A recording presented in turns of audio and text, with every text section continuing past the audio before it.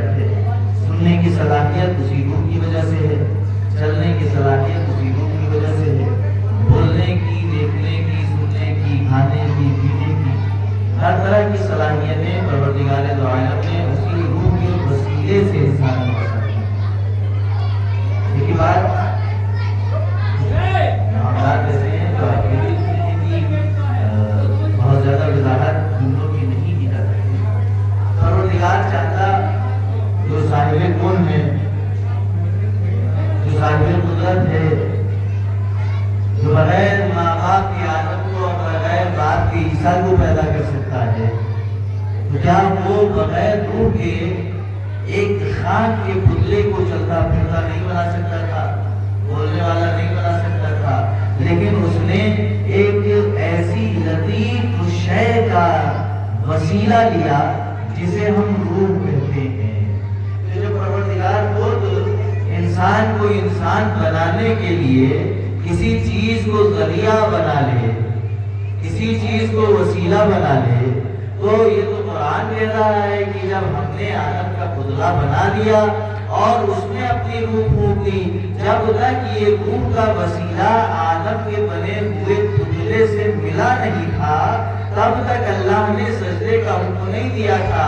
اب جو ہمارے وسیلے پر اعتراض کرتے ہیں ان سے میں پوچھنا چاہتا ہوں کہ جب پروردگار خاک کے پتلے کو چلنے اور پھرنے کی صلاحیت دینے کی قدرت رکھنے کے باوجود بھی اس میں روح جیسا وسیلہ رکھ کر ہمیں درس دے رہا ہے کہ دیکھو وسیلہ بدعت نہیں ہے بلکہ اللہ کی سنت ہے، اللہ کی سنت ہے۔ صلوات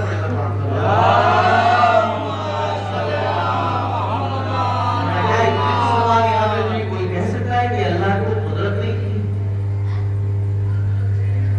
اللہ کو قدرت تھی، اللہ کو آج بھی قدرت ہے، کل بھی تھی، کل بھی رہے گی۔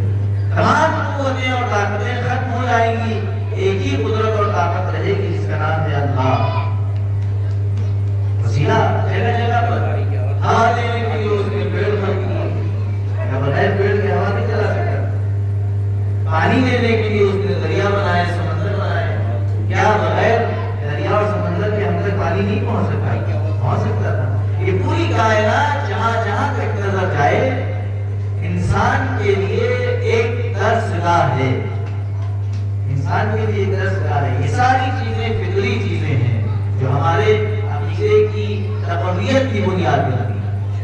روح سے اور مٹی سے انسان خلق ہوا۔ اب جو کچھ بھی میں نے ابھی ذکر کیا، یہ سمندر، یہ دریا، یہ پہاڑ، یہ درخت، یہ آسمان، یہ زمین، یہ سب کچھ اللہ نے بنایا۔ ظاہری طور پر تو ہمیں ایسے ہی دکھتے ہیں، لیکن ان کے اندر کتنی چیزیں اللہ نے رکھی۔ پچھلی گفتگو میں عرض کیا تھا آپ کے سامنے کہ جب انسان صرف خاک تک رہ جاتا ہے تو پھر اس میں وہ کمال پیدا نہیں ہوتا جو پروردگار پیدا کرنا چاہتا ہے۔ لہذا فرشتہ صفت بنتے ہوئے صرف خاک کے پتلے کو نہ دیکھیے بلکہ اس خاک کے پتلے میں کار فرما اس روح الہی کو بھی دیکھیے، دونوں کو نظر میں رکھیے گا، تب انسان کا واقعی کمال اور حقیقتی فضیلت ہماری نظر کے سامنے آئے گی۔ ویسے ہی یہ ساری چیزیں سمندر کی تہوں میں کچھ ہے کہ نہیں ہے؟ کیا سمندر کے کنارے کھڑے ہو کر سمندر کے اندر جو کچھ ہے ہمیں نظر آتا ہے؟ نہیں۔ اس کے لیے سمندر کے اندر کرنا پڑتا ہے۔ ایک درخت مثلاً آم کا درخت جب تک موسم نہیں ہوتا، وقت نہیں آ جاتا، وہ آم جو ابھی ہماری نظروں کے سامنے دکھ رہا ہے، کیا ہم یہ کہہ سکتے ہیں کہ اس میں آم نہیں نکلے گا، اس کے اندر آم نہیں ہے؟ نہیں، اس کے اندر موجود ہے مگر ہمیں دکھتا نہیں۔ صلاحیتیں پروردگار نے ہر ایک چیز میں رکھی ہیں۔ وَجَعَلَ لَكُمْ سَخَرَ السَّمَاوَاتِ وَالْأَرْضِ، ہم نے تمہارے لیے زمین اور آسمان کو مسخر کر دیا ہے، تمہارے تابع کر دیا ہے، تمہارے اشارے پر چلنے والا بنایا۔ وَجَعَلَ لَكُمْ خَلَائِفَ الْأَرْضِ، اور ہم نے تم کو زمین پر خلیفہ بنایا۔ الانسان، گفتگو یاد رکھیے بار بار تکرار فقط یاد دہانی کے لیے ہوتی ہے. الانسان ہے فحملہ الانسان، الانسان یعنی تمام انسان. یہاں کیا کہنا وجعل لکم، وہی الانسان مراد ہے، خاص لوگ مراد نہیں ہے، کوئی ایک خاص گروہ کوئی خاص طبقہ مراد نہیں ہے. وجعل لکم الخلائف فی الارض، ہم نے تم سب کو خلیفہ بنایا. وَلَقَدْ كَرَّمْنَا بَنِي آدَمَ، ہم نے بنی نوع انسان کے سر پر تاج کرامت رکھا ہے آپ کے سر پر تاج؟ نہیں، ہاں ٹھیک ہے، لیکن قرآن کہہ رہا ہے کہ لَقَدْ كَرَّمْنَا بَنِي آدَمَ، کیا تمام دنیا میں جتنے انسان ہیں مکرم ہیں؟ پچھلی گفتگو میں وضاحت سے آپ کے سامنے عرض کیا کہ اگر ہر انسان دوسرے انسان کا احترام کرے تو دنیا میں پائی جانے والی جتنی خرابیاں ہیں سب ختم ہو جائیں، اور ایسا معاشرہ ہماری نظروں کے سامنے آئے جو معاشرہ قرآن والا معاشرہ، جو معاشرہ محمد مصطفیٰ صلی اللہ علیہ وآلہ وسلم تعلیمات والا معاشرہ. مگر ایسا نظر نہیں آتا، کیوں؟ اس لیے کہ ہم ایک دوسرے کا احترام اس درجے پر نہیں کرتے جیسے کرنا چاہیے. اب وہی پروردگار جو ہمیں خلیفہ بتا رہا ہے، اچھا اللہ کی کلام میں کسی کو شک ہے؟ کوئی شبہ ہے؟ نہیں. لیکن ہم تو نہیں دیکھ رہے کہ اللہ نے ہمیں خلیفہ بنایا. خلیفہ کا مطلب حاکم، ہم حاکم ہیں؟ نہیں. حاکم ہوتے تو ہم درختوں پر، خلیفہ کا لفظ کیا ہے؟ صرف انسانوں پر حکومت کرنے والا نہیں، اللہ کا خلیفہ.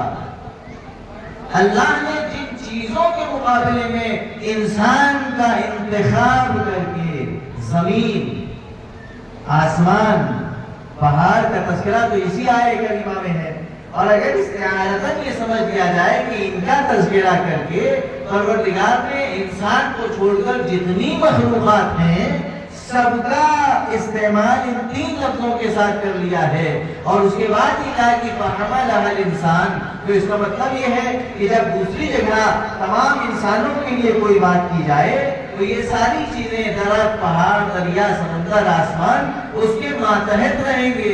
خلیفہ الہی کا مطلب ہی یہی ہے، درخت جس کی اطاعت کریں، سمندر جس کی پیروی کریں، سورج چاند ستارے جس کی بات مانیں. میں تو چاہتا ہوں کہ اس وقت سورج نکل آئے، نہیں نکلے گا. یہ ماننے والے مجھے خلیفہ بنایا ہے، اب یہ سورج میری بات کیوں نہیں مان رہا؟ میں یہ چاہ رہا ہوں گرمی بہت ہو رہی، اسی وقت پانی گرنے لگے، بارش ہو جائے، مگر بادل تو میری بات نہیں مان رہے. کیوں؟ اے پالنے والے تم نے مجھے خلیفہ بنایا ہے.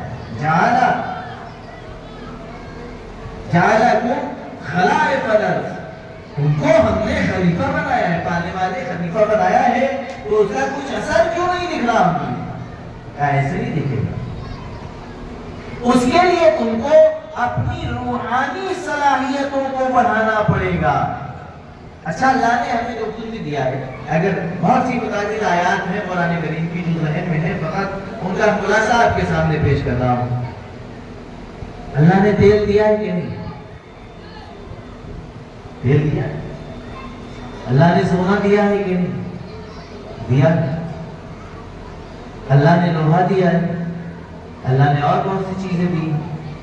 پوری پیٹرولیم انڈسٹری، پوری معدنیات، جواہرات، زر، یہ ساری چیزیں دی. اللہ تو مطلب کہہ رہا ہے کہ ہم نے تم کو دیا ہے. میرے پاس تو نہیں ہے، نہ تیل ہے نہ سونا ہے، نہ ایسی کوئی کھانے ہیں جس سے ہیرے موتی، مونگے، فیروزہ، عقیق یہ سب نکل رہا ہو. لیکن قدرت کہہ رہی کہ ہم نے تم کو دیا ہے. اے پالنے والے کہاں دیا ہے؟ ہمارے پاس تو کچھ نہیں. کلام تیرا ہے، ہم شک نہیں کر سکتے، ہم تجھ سے سوال ضرور کر سکتے ہیں. پالنے والے کہاں دیا ہے؟ کہ ہم نے دیا تم کو سب کچھ ہے، مگر تمہیں ان چیزوں تک پہنچنے کے لیے اپنے خاکی وجود پر جو تمہارے اوپر غلبہ حاصل کیے ہوئے ہیں، فتح اور کامرانی حاصل کرنے کے بعد اپنے درونی وجود پر جو روح کہلاتی ہے اس کو تھوڑا نکھارنے کی ضرورت ہے۔ جب تم اسے نکھار لو گے تو تمہارے اندر وہ کمالات ظاہر ہونے لگیں گے کہ جو تم ہماری پوشیدہ خزانوں تک تم کو لے جائے گا، تمہاری ولایت کرے گا۔ اب آپ کہیں گے کہ یہ کیسے ممکن ہے؟ تو عزیزان گرامی، ایک مثال دے رہا ہوں چھوٹے بھائیوں کے لیے، بچوں کے لیے۔ ایک درخت کا بیج، آم کی گٹھلی کیا ہے؟ ہمارے لیے کسی حیثیت کی نہیں ہوتی، ہم آم کا استعمال کرنے کے بعد اس گٹھلی کو پھینک دیتے ہیں، حالانکہ جانتے ہیں یہ آم جس درخت سے حاصل ہوا ہے وہ اسی گٹھلی سے، اسی بیج سے نکلا ہے۔ اب جن کے پاس صلاحیت ہے وہ اس کو اکٹھا کر لیتے ہیں اور پھر جو بھی پروسیس ہوتا ہے اس سے گزارنے کے بعد مارکیٹ میں آتا ہے، کسان باغبان جا کر ان بیجوں کو خریدتا ہے اور پھر وہ اپنے طور پر ایک پروسیس انجام دیتا ہے۔ کیا ہوا میں لٹکا دیتا ہے؟ نہیں، اگر ہوا میں لٹکا دے تو تیز ہوائیں اسے باہر اڑا کر لے جائیں، تیز بارش میں آنے والا پانی اسے کہیں بہا کر لے جائے۔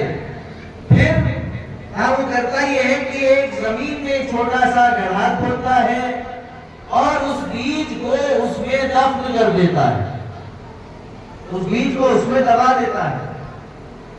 یعنی ہم نے تو دیکھا کہ جو چیز زمین میں دبائی جاتی ہے تو وہ اس وقت ہوتا ہے کہ جب کسی کی موت آ جائے، جب کوئی مر جاتا ہے تو زمین کے اندر دفن کیا جاتا ہے، دبایا جاتا ہے۔ تو اس کا مطلب کیا یہ بیج مر گیا؟ تو قدرت مسکرا کر جواب دے گی کہ کبھی کبھی پوشیدہ صلاحیتیں اس وقت ابھرتی ہیں جب تم اپنے آپ کو کسی ماحول میں بند کر لیتے ہو۔ جب تک تم اپنے آپ کو کسی ماحول میں بند نہیں کرو گے، یہ معاشرہ آزادی خواہ ہے، آزاد رہنا چاہتا ہے۔ بچے کو اسکول میں کیوں داخل کیا جاتا ہے؟ تاکہ وہ ادھر ادھر مارا مارا نہ پھرتا رہے، ایک ایسا ماحول اس کو ملے کہ جس میں اس کی تربیت ہو سکے۔ اور جب اس ماحول کی قید و بند میں رہ کر ایک عرصہ ایک اسٹوڈنٹ ایک طالب علم کی طرح گزار لیتا ہے، تب کہیں جب اس اسکول کی قید و بند سے نکلتا ہے تو ڈاکٹر بن کر نکلتا ہے، انجینئر بن کے نکلتا ہے، لیکن وہ اس قید و بند کے ماحول کو اختیار نہیں کرتے، پسند نہیں کرتے، چھوڑ دیتے ہیں، نہ ڈاکٹر بن پاتے ہیں نہ انجینئر بن پاتے ہیں۔ اس کا مطلب یہی ہوا کہ ہمارا مشاہدہ بھی یہ بتا رہا ہے کہ اگر صلاحیتیں ابھارنی ہیں تو قید و بند کی زندگی کے ساتھ ہمیں آگے بڑھنا ہوگا۔ شریعت اسلام کچھ نہیں ہے۔ آج جو ہمارے سامنے یہ پروپیگنڈا کیا جا رہا ہے کہ اسلام میں اتنی پابندیاں ہیں، انسان کی آزادی چھینی جا رہی ہے، انسان کی آزادی چھینی نہیں جا رہی، بلکہ اسلامی شریعت کی پابندیاں انسان کے اندر روح میں موجود صلاحیتوں کو ابھارنے کے لیے ہے، تاکہ اس قید و بند کی زندگی جینے کے بعد انسان اپنی روح کو جلا دے کر اس کی صلاحیتوں کو استعمال کر کر صرف حیوان نہ رہے بلکہ وہ انسان بن جائے جو پروردگار چاہتا ہے۔ صلوات پڑھیں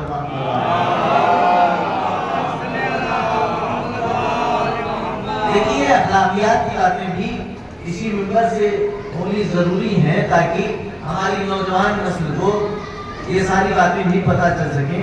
اور میں اپنی طرف سے کچھ نہیں کہہ رہا ہوں، قرآن کہہ رہا ہے لقد کرمنا بنی آدم، کہاں ہے؟ رکھا سب کچھ تمہارے اندر۔ یہ بیج جو زمین کے اندر گیا ہے یہ پناہ ہو جائے گا، اپنے وجود کو ختم کر دے گا، اپنے وجود کو ختم کرنے کے بعد دنیا کو جو دے گا وہ ہوگا ایک تناور درخت، اس سے لوگوں کو فیض پہنچے گا. اسی لیے قرآن نے کہا موتو قبل ان تموتو، مر جاؤ اس سے پہلے کہ تمہیں موت آئے. مر جاؤ اس سے پہلے کہ تمہیں موت آئے. اقتلوا انفسکم، اپنے آپ کو قتل کر دو. یہ پڑھنے والے کیا خودکشی کر لیں؟ کیا ایک اونچی بلڈنگ پر جا کر کود جائیں، اپنے آپ کو مار دیں، اپنے آپ کو قتل کر دیں؟ اس کا کیا مطلب ہے؟ کہا نہیں، مطلب یہ نہیں ہے جو تم سمجھ رہے ہو. مطلب یہ ہے کہ تمہارے اندر غرور، تکبر، انا کا جو عنصر ہے اسے ختم کر دو تاکہ تم اللہ کی راہ میں اپنے آپ کو فنا کر سکو. جب تک تم فنا فی اللہ کی وادیوں سے نہیں گزرو گے تب تک تمہاری روح طاقتور نہیں ہوگی، اور جب تک تمہاری روح طاقتور نہیں ہوگی تب تک تمہیں فضیلتیں حاصل نہیں ہو پائیں گی. تب تک تمہیں فضیلتیں حاصل نہیں ہو پائیں گی. تو کیا ہے جس کے قتل کا حکم دے رہا ہے قرآن حدیثوں میں، جس کے لیے کہا گیا کہ تم اپنے آپ کو مار ڈالو، وہ انسانی وجود نہیں ہے بلکہ انسانی وجود میں موجود غرور ہے، انا ہے. اور حقیقت یہ ہے کہ اگر تاریخ میں ان خدا رسیدہ لوگوں کی زندگی کا ہم مطالعہ کریں جو اپنے آپ کو اللہ کی راہ میں فنا کر چکے، تو اللہ نے انہیں کیسی فضیلتیں دی. وہ کام خود کرتے تھے مگر نام یہ نہیں کرتے تھے کہ میں نے کیا، بلکہ آواز دیتے تھے کہ یہ اللہ کی طرف سے ہوا، اللہ کی طرف سے. ذہن پہنچے نہیں؟ ایک لمبی چوڑی جنگ کے بعد 40ویں دن پیغمبر اسلام نے آواز دی ہے لَأُوتِيَنَّ رَایَةً رَجُلًا رَجُلًا كَرَّارًا غَيْرَ فَرَّارٍ، کیا عالم اس کو دوں گا جو مرد ہوگا، بڑھ چڑھ کر حملہ کرنے والا ہوگا. پھر وہ پورا واقعہ مجھے آپ کے سامنے نہیں پڑھنا ہے، کچھ آگے کی بات پڑھنی ہے. اب یہ بھی ایک عجیب مرحلہ ہوتا ہے کہ پڑھنے والوں سے سننے والوں کا مطالبہ ہوتا ہے، وہی پڑھیے. جب وہی بار بار پڑھا جائے گا تو سیرت کے اور جو دوسرے پہلو ہیں جو بچپن سے سنتے آئے ہیں یاد ہے. اچھا یہ بھی ایک بات ہے کہ جو چیز یاد ہوتی ہے اسی پہ واہ کرتے ہیں، اسی پہ ہاتھ اٹھاتے ہیں، اسی پہ داد دیتے ہیں. اور جو چیز نہیں یاد ہوتی، نہیں معلوم ہوتی، وہ پہلے سوچ بتا دیں کہاں سے پڑھتی ہے. آج تک کبھی سنا ہی نہیں. وزیرہ نگرانی معروضہ کا بھی جملہ آ گیا تو میں نے کر دیا. رسول اسلام نے عالم دیا، مولانا متقیان پہنچے کہاں؟ وہ جنگ کا نام آپ کو بہتر معلوم ہے، خیبر. پھر وہ معرکہ ہوا. اب اس معرکے کا نتیجہ کیا ہے؟ فتح. رسول اسلام کی دعا کے مطابق علی مرتضیٰ علیہ السلام کے ہاتھوں پر ہے،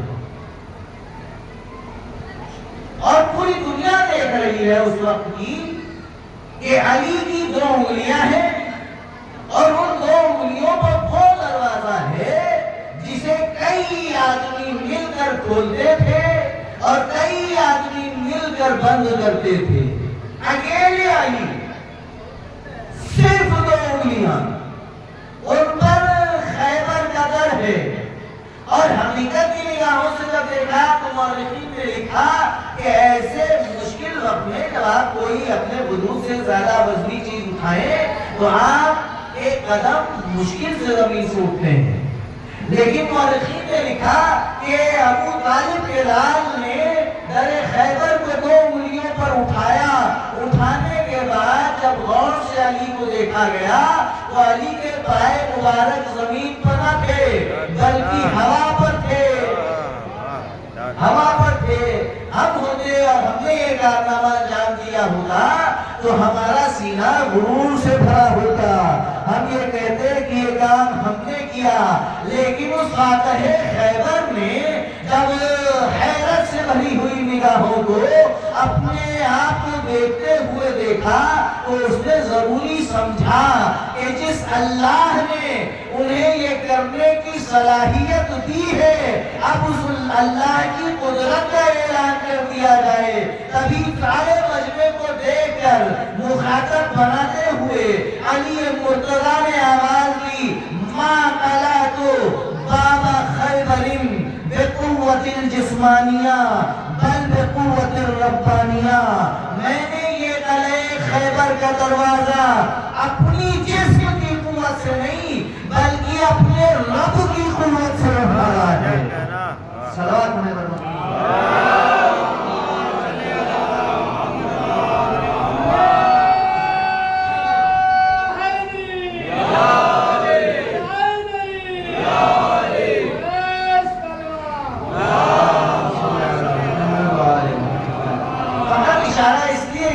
بات کی دلیل ہو جائے کہ جو وجود اپنا اللہ کی راہ میں فنا کر دیتے ہیں ان کے اندر پھر غرور، ان کے اندر پھر انا، ان کے اندر پھر گھمنڈ نہیں پایا جاتا اور وہ اپنے ہر کام کو اللہ سے منسوب کرتے ہیں. اور چونکہ اللہ نے قانون بنایا ہے ہل جزاء الاحسان الا الاحسان، نیکی کا بدلہ نیکی کے سوا کچھ نہیں ہوتا، لہذا ان وجود مقدسہ کے کیے ہوئے کاموں کو جب خود انہوں نے اللہ کی طرف منسوب کیا تو اللہ نے بھی مسکرا کر آواز دی یہ وہ ہیں جو کچھ کرتے ہی نہیں مگر وہ کرتے ہیں جو میں چاہتا ہوں.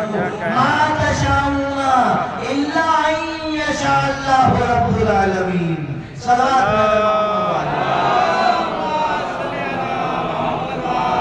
بات دونوں طرف کی ہوتی ہے تو پھر فضیلتیں ابھر کر سامنے آتی ہیں. وہ روحانی پیکر جو کہ جوڑا جسم نہیں جوڑا ہے پروردگار سے. سبیتہو جب تک تھا تب تک کوئی معاملہ نہیں تھا، لیکن جب کہا وَنَفَخْتُ فِيهِ مِنْ رُوحِي، جب اپنی لفظ انسان پر سورہ احزاب کی ختمی آیت کے لفظ انسان پر گفتگو کر رہا ہوں کہ انسان کیا ہے. ہم جو انسان دیکھتے ہیں وہ اور ہے، اللہ جو انسان دکھانا اور بتانا چاہتا ہے وہ اور. علی جسے کئی لوگ جس دروازے کو بند کرتے تھے اور کھولتے تھے، اس علی نے 2 انگلیوں پر وہ خیبر کا دروازہ اٹھایا. اس کا مطلب یہ بہت طاقتور تھے. طاقت کہاں سے آتی ہے؟ کھانے سے. اس کا مطلب علی بہت کھاتے تھے، بہت کھاتے تھے. جو جن آنے والے نوجوان بھائی ہوں گے وہ میری بات کی تصدیق کریں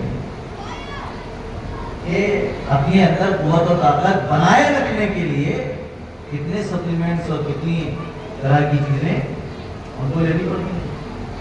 خوراک کا ایک چارٹ بنایا جاتا ہے کہ صبح میں یہ کھانا ہے، دوپہر میں یہ کھانا ہے اور رات میں یہ کھانا ہے.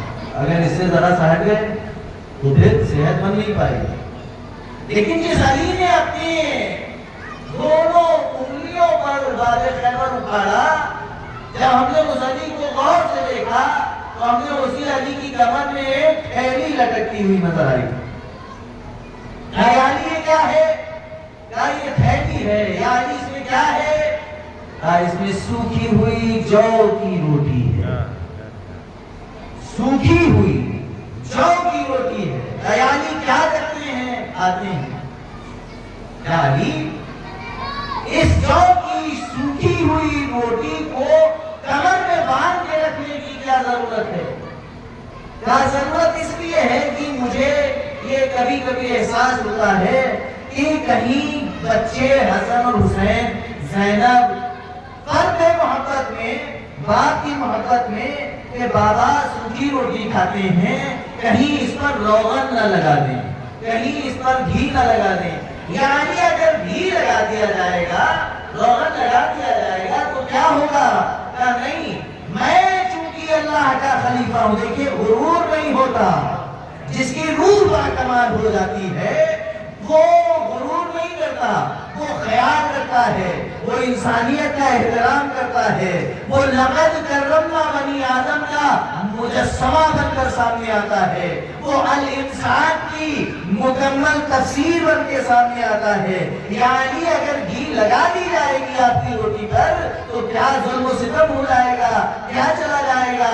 آپ ایک وقت گھی لگی روٹی کھا لیں گے؟ نہیں، علی کہنا کیا چاہتے ہیں؟ اللہ نے مجھے اپنا خلیفہ بنایا ہے، اور میرے رہتے اگر اللہ کی اس روئے زمین پر کوئی ایسا موجود ہو جسے روغن لگی ہوئی روٹی میسر نہ آئے اور علی وہ روغن لگی ہوئی روٹی کھا لے تو علی اللہ کو کیا جواب دے گا؟ اور میرے عزیزوں ذرا فکر کر کے بتائیے کہ کیا اس سے زیادہ بڑی مثال کوئی انسانیت کے احترام کی ہو سکتی ہے کہ گھر میں گھی ہے، کھا سکتے ہیں، مگر اس لیے نہیں کھا رہے کہ کہیں ایسا نہ ہو کہ اللہ کی مخلوق میں کوئی ایسا ہو جسے گھی لگی روٹی کھانا نصیب نہ ہو۔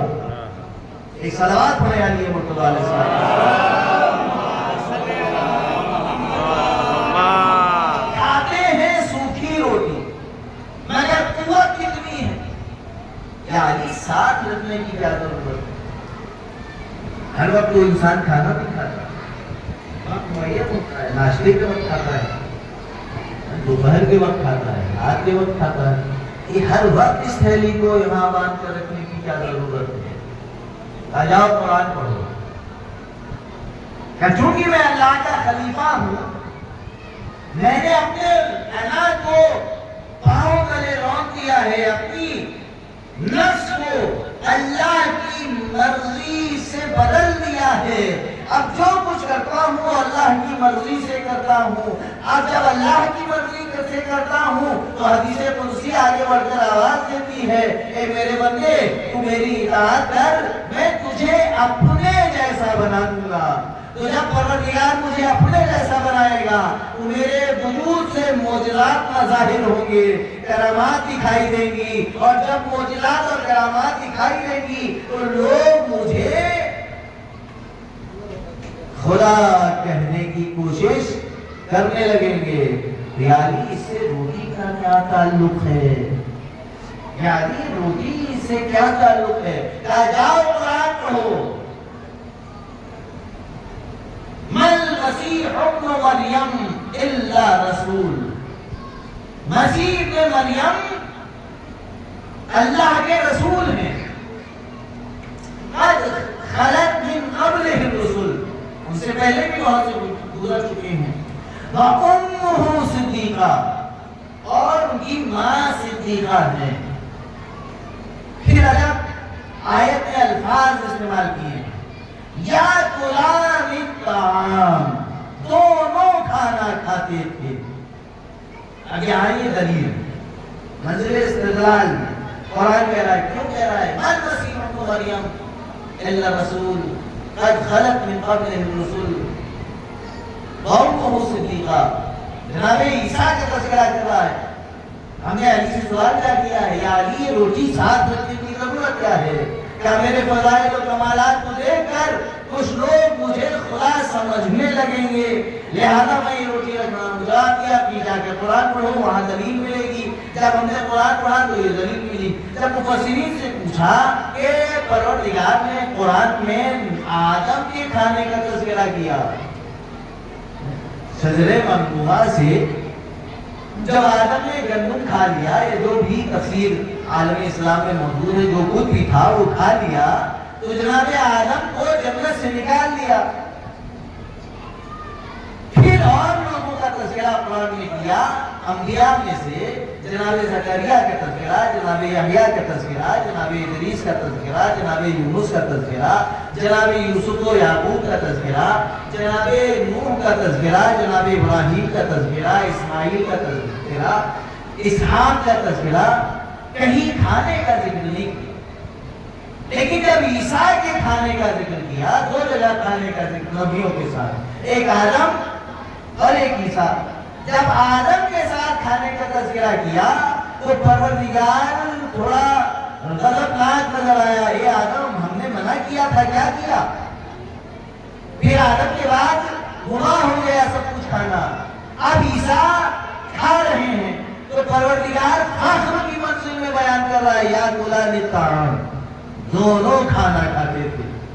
ایک عالم فلسفہ کیا ہے؟ کہا جب تاریخ آگے بڑھے گی اور تم یہ دیکھو گے کہ یہ گروہ انسانوں کا ایسا پیدا ہو گیا ہے کہ جو عیسیٰ اور مریم کو خدائی میں شریک کرنے لگا ہے، عقیدہ تثلیث کا قائل ہو گیا ہے، پتا پتر اور پرمیشور کے نام سے اللہ کی عبادت کرنے لگا ہے، تب تمہاری سمجھ میں آئے گا کہ ہم نے ان کے کھانے کا تذکرہ کیوں کیا ہے، ان کے اس طرح کی احتیاج کا تذکرہ کیوں کیا ہے۔ پہلی منزل میں تو ماں کا تذکرہ ساتھ میں کر دیا، عیسیٰ کو خدائی میں شریک کیا گیا، امہ صدیقہ کہنے کی کیا ضرورت تھی؟ امہ صدیقہ اس لیے کہا کہ جو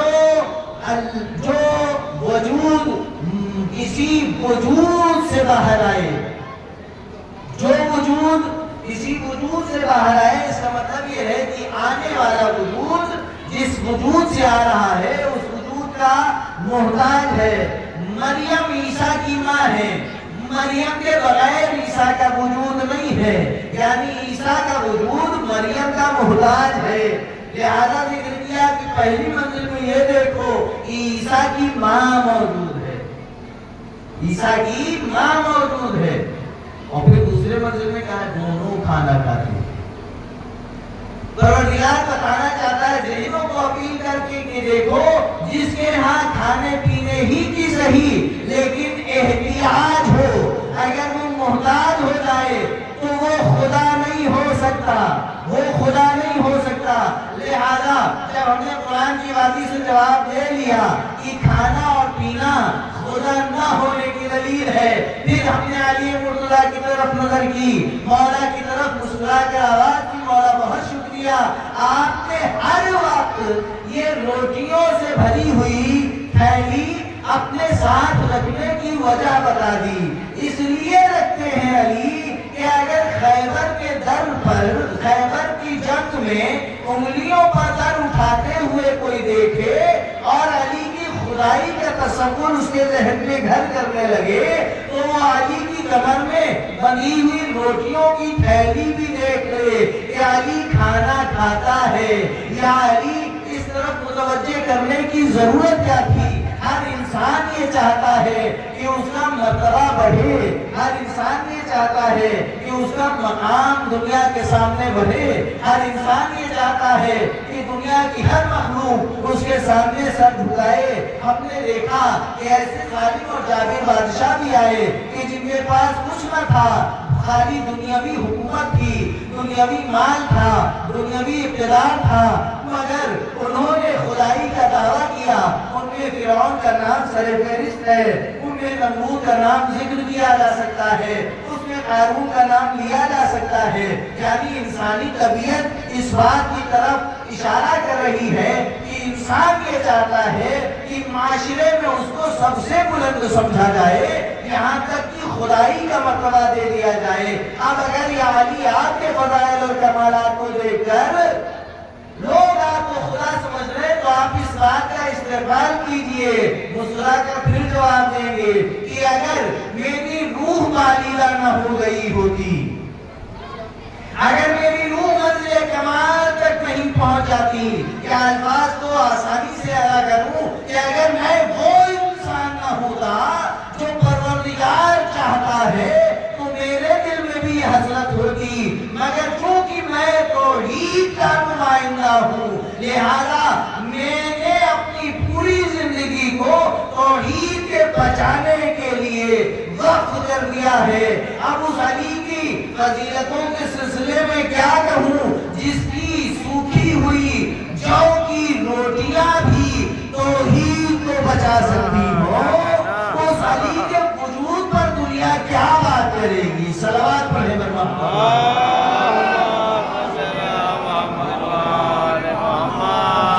خلیفہ بنایا ہے، خلیفہ جناب داؤد کا تذکرہ کرتا ہے قرآن اسی لفظ خلیفہ کے ساتھ۔ یا داؤد انا جعلناک خلیفۃ فی الارض، خلیفۃ فی الارض.